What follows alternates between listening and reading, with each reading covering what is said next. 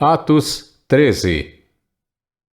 Na igreja de Antioquia havia profetas e mestres: Barnabé, Simeão, chamado Níger, Lúcio de Cirene, Manaém, que fora criado com Herodes o tetrarca, e Saulo.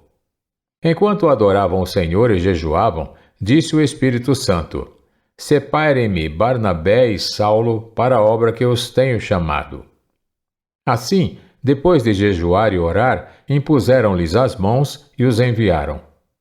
Enviados pelo Espírito Santo, desceram a Seleucia e dali navegaram para Chipre. Chegando em Salamina, proclamaram a palavra de Deus nas sinagogas judaicas. João estava com eles como auxiliar. Viajaram por toda a ilha até chegarem a Pafos. Ali encontraram um judeu chamado Bar-Jesus, que praticava magia e era falso profeta. Imediatamente vieram sobre ele névoa e escuridão, e ele, tateando, procurava quem o guiasse pela mão. Ele era assessor do procônsul Sérgio Paulo. O procônsul, sendo homem culto, mandou chamar Barnabé e Saulo, porque queria ouvir a palavra de Deus. Mas Elimas, o mágico, esse é o significado do seu nome, opôs-se a eles e tentava desviar da fé o procônsul. Então Saulo, também chamado Paulo, cheio do Espírito Santo, olhou firmemente para Elimas e disse: Filho do diabo e inimigo de tudo que é justo, você está cheio de toda espécie de engano e maldade. Quando é que vai parar de perverter os retos caminhos do Senhor? Saiba agora que a mão do Senhor está contra você, e você ficará cego e incapaz de ver a luz do sol durante algum tempo. O procônsul, vendo o que havia acontecido, creu profundamente, impressionado com o ensino do Senhor. De Pafos, Paulo e seus companheiros navegaram para Perge, na Panfilha. João os deixou ali e voltou para Jerusalém. De Perge prosseguiram até Antioquia, na Pisídia. No sábado entraram na sinagoga e se assentaram.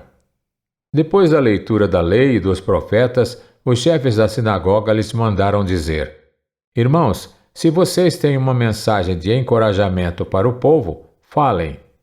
Pondo-se em pé, Paulo fez sinal com a mão e disse: Israelitas e gentios, tementes a Deus, ouçam-me.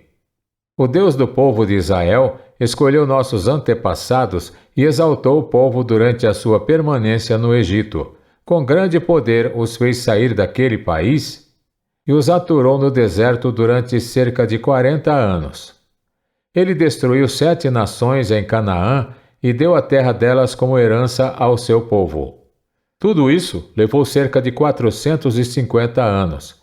Depois disso, ele lhes deu juízes até o tempo do profeta Samuel. Então o povo pediu um rei, e Deus lhe deu Saul, filho de Quis, da tribo de Benjamim, que reinou 40 anos. Depois de rejeitar Saul, levantou-lhes Davi como rei, sobre quem testemunhou: Encontrei Davi, filho de Jessé, homem segundo o meu coração. Ele fará tudo o que for da minha vontade. Da descendência desse homem, Deus trouxe a Israel o Salvador Jesus, como prometera. Antes da vinda de Jesus, João pregou um batismo de arrependimento para todo o povo de Israel. Quando estava completando sua carreira, João disse: Quem vocês pensam que eu sou? Não sou quem vocês pensam. Mas eis que vem depois de mim aquele cujas sandálias não sou digno nem de desamarrar. Irmãos, filhos de Abraão e gentios tementes a Deus, a nós foi enviada esta mensagem de salvação. O povo de Jerusalém e seus governantes não reconheceram Jesus, mas ao condená-lo, cumpriram as palavras dos profetas que são lidas todos os sábados. Mesmo não achando motivo legal para uma sentença de morte, pediram a Pilatos que o mandasse executar. Tendo cumprido tudo o que estava escrito a respeito dele, tiraram-no do madeiro e o colocaram num sepulcro. Mas Deus o ressuscitou dos mortos, e por muitos dias foi visto por aqueles que tinham ido com ele da Galiléia para Jerusalém. Estes agora são testemunhas de Jesus para o povo. Nós lhes anunciamos as boas novas. o que Deus prometeu a nossos antepassados, Ele cumpriu para nós, seus filhos, ressuscitando Jesus, como está escrito em Salmo 2: Tu és meu filho, eu hoje te gerei. O fato de que Deus o ressuscitou dos mortos para que nunca entrasse em decomposição é declarado nessas palavras: Eu dou a vocês as santas e fiéis bênçãos prometidas a Davi. Assim ele diz noutra passagem: Não permitirás que o teu santo sofra decomposição. Tendo, pois, Davi servido ao propósito de Deus em sua geração, adormeceu, foi sepultado com seus antepassados e seu corpo se decompôs. Mas aquele a quem Deus ressuscitou não sofreu decomposição. Portanto, meus irmãos, quero que saibam que mediante Jesus é proclamado o perdão dos pecados a vocês. Por meio dele, todo aquele que crê é justificado de todas as coisas das quais não podiam ser justificadas pela lei de Moisés. Cuidem para que não aconteça o que disseram os profetas. Olhem, escarnecedores, admirem-se e pereçam, pois nos dias de vocês farei algo em que vocês jamais creriam se a vocês fosse contado. Quando Paulo e Barnabé estavam saindo da sinagoga, o povo os convidou a falar mais a respeito dessas coisas no sábado seguinte. Despedida a congregação, muitos dos judeus e estrangeiros piedosos convertidos ao judaísmo seguiram Paulo e Barnabé. Estes conversavam com eles, recomendando-lhes que continuassem na graça de Deus. No sábado seguinte, quase toda a cidade se reuniu para ouvir a palavra do Senhor. Quando os judeus viram a multidão, ficaram cheios de inveja e, blasfemando, contradiziam o que Paulo estava dizendo. Então Paulo e Barnabé lhes responderam corajosamente: Era necessário anunciar primeiro a vocês a palavra de Deus.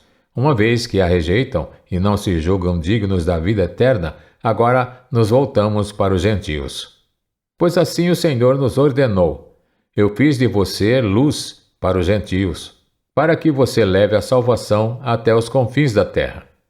Ouvindo isso, os gentios alegraram-se e bendisseram a palavra do Senhor, e creram todos os que haviam sido designados para a vida eterna. A palavra do Senhor se espalhava por toda a região. Mas os judeus incitaram as mulheres religiosas de elevada posição e os principais da cidade, e provocando perseguição contra Paulo e Barnabé, os expulsaram do seu território.